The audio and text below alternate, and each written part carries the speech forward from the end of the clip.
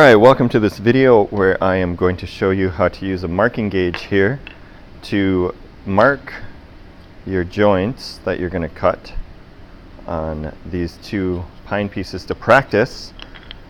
Your end result, when you're finished with all the steps, will look something like this. And that, once you have practiced that and it works, then on your tray, that is the kind of joint that you're going to cut. It'll look like that. So this on these pine pieces is going to be practice, and then it's going to end up looking like that when you're finished. So we take a look at this example piece and where it's marked. I'll take this apart so you can see it and what's cut out and what's not cut out. We have this score part right here, and that's been scored around there so that we know where to make these cuts. You'll make those with a saw later on. And then the same on here. This part you chisel out, but it's scored across the top there so we know how much of that to chisel out and how much to cut out there. So the first thing you're going to do is start with two pieces. You want to make sure they're about the same thickness as each other. And you want to set your marking gauge to the thickness of that piece of wood. So this one here is a little off, so I'm going to loosen this a little bit and move this one down until it is just at the same thickness as that, and tighten that down. All right, and then I want to pick which two ends of this I want to put together, and then I'm going to do some scoring with this around the whole piece of each of these ends. So you can do that by, you hold this tight against there. I like to push my thumb through it. You don't have to cut very far each time. You can just repeat that. This type of marking gauge has a sharp pin on it, so it's really scraping the wood. Some marking gauges have a little knife on it, which cuts a little bit better. But really it's just so we know where we're going to make some cuts and where we're going to chisel, but it also helps prevent things from breaking out. So that's one side. Now I'll do the other side. Same way.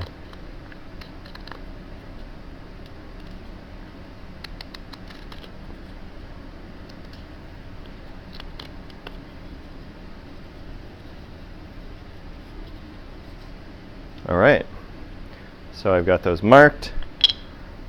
Now if you look, there's actually another measurement here that we need to mark, and that is right here and right here on both of these pieces.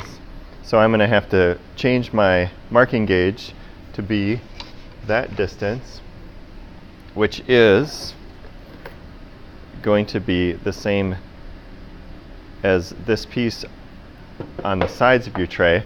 And so you're going to want to grab your side piece and set the marking gauge to that. All right, I've grabbed my side piece, and it's this thickness right here of this part of the side that you're going to want to set your marking gauge to. So I'm going to loosen this back up again, and I'm going to squeeze this until I have that set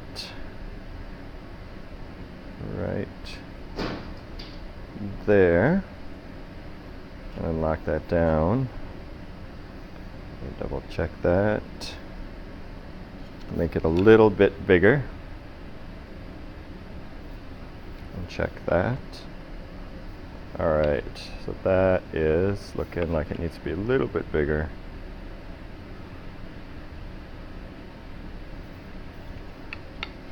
There we go. That looks just right. All right, so now I'm going to use that distance, and I'm going to mark here along where these fingers are going to be on the end of the board. And that, if you want to compare it, once you mark it, should be the same as this. So I'm going to mark that on both sides. And here. And it's okay if the line goes a little past if you need to.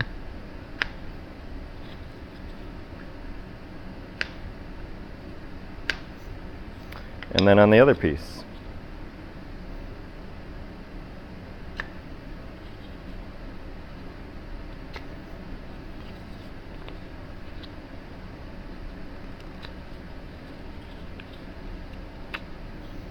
Alright, so when you're finished, they should look like this. And now you have to imagine how these are going to end up fitting together. Some of this is going to get cut away. So we're going to mark that right now. We're going to use this one as an example. So when you get to your actual tray, you have to think about and look at the example of which parts get cut away on this. But for the practice one, we just want to think about this fitting in like a puzzle piece. So on this one, I'm going to put an X through this piece, which means that that is going to get cut away. I'll mark it on 3 sides so I don't get mixed up. And then these end parts are going to stay, and that's going to fit into this, which means that on this one, these end pieces on the corners, these are going to get cut away. So I'm going to put X's through those just so I can keep track. Alright, so that's my first step. I've marked it and I've put an X through the spots that are going to get cut out, and so my next step is going to be to start sawing.